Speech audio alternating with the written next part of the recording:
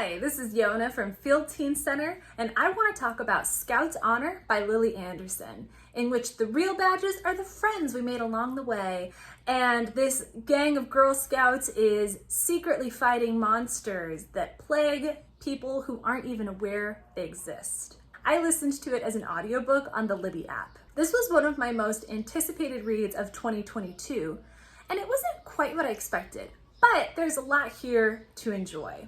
So let's get into it. First of all, look how cute. This is one of my favorite book covers of the year. I just love the character designs. I think they're really charming, and I think they're a really accurate representation of some of the characters that we get to meet.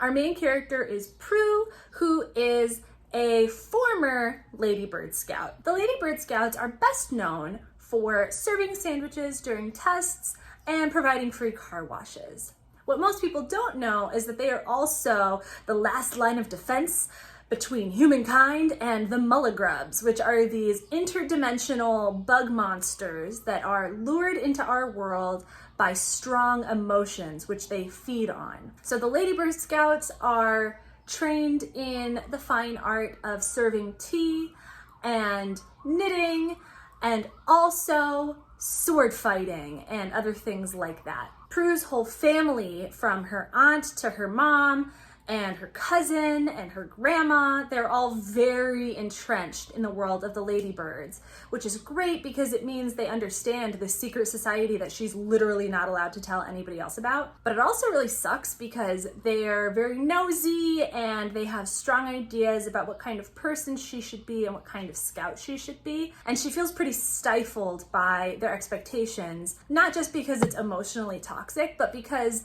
that whole world and the expectations for these very young girls to fight gigantic monsters got her best friend killed. So after that happened, she decided no more Ladybird Scouts, I'm done.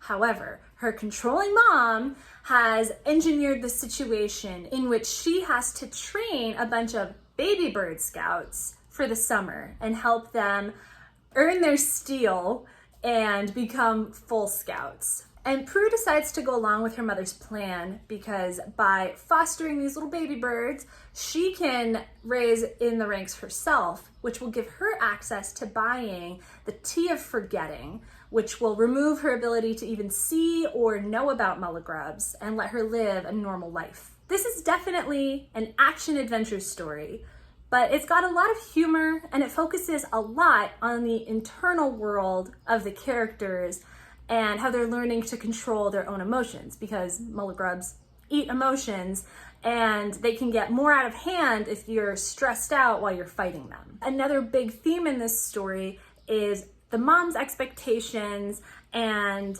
this kind of perfect suburban life that she wants her family to uphold, and how difficult that is for Prue and how it really hurts her and doesn't let her be her full self. If you're triggered by really controlling parents and toxic family relationships, this one might set you off, so be careful if those are tough topics for you. This story reads like a combination of Buffy the Vampire Slayer and Dance Moms. I shouldn't have been surprised given the cute pink cover, but it wasn't quite the balance that I expected. If you're really into world building and you want to know exactly how the magic works and how it's evolved throughout history and things like that, this story is going to leave you hanging a little bit. It's definitely not the focus here, and if you squint too hard at the edges, some of the world building leaves me with questions. But it's not the point. The focus is on what it means to have a healthy approach to your emotions and what can happen when you don't. And if you want to tackle some of these difficult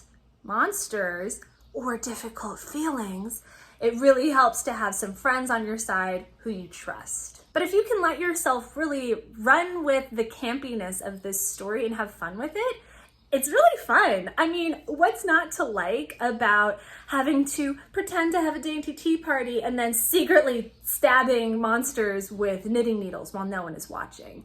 It's just really fun to reimagine the Girl Scouts and their cute little outfits as these really powerful forces with big responsibilities. Something I was pleasantly surprised about is that Prue, and of course her whole family, are Latinx. Prue and a couple of the other characters also talk about body weight and other people's perceptions of them, and the story overall is very body positive. There's a Black secondary character, and there's also a minor queer character. The main character is straight and light-skinned, but it's nice that there are some other kinds of characters who are mentioned throughout the story. There are also no named trans characters, but the story does take a very trans-positive stance. If this story sounds like your cup of tea, pun intended, because there's a lot of tea in this story, you might also check out Undead Girl Gang. It's about this fat Latinx girl who is convinced that her friends have been murdered, and no one believes her. So of course, she does the only natural thing, which is to raise her friends from the dead and turn them into zombies so they can help her solve their murder. If you're looking for more book recommendations, or if you just want to say hi, definitely get in touch with us. You can DM us on Instagram, you can email us, and of course you can always visit us in person at Field Teen Center. We're located at 1901 Vine Street, and we're open from Monday through Friday from 1 to 5 p.m. These hours can change from time to time, so for the most up-to-date information about our hours and any special events, be sure to follow us on social media and check our website. Thanks so much for watching, and I hope you find something great to read.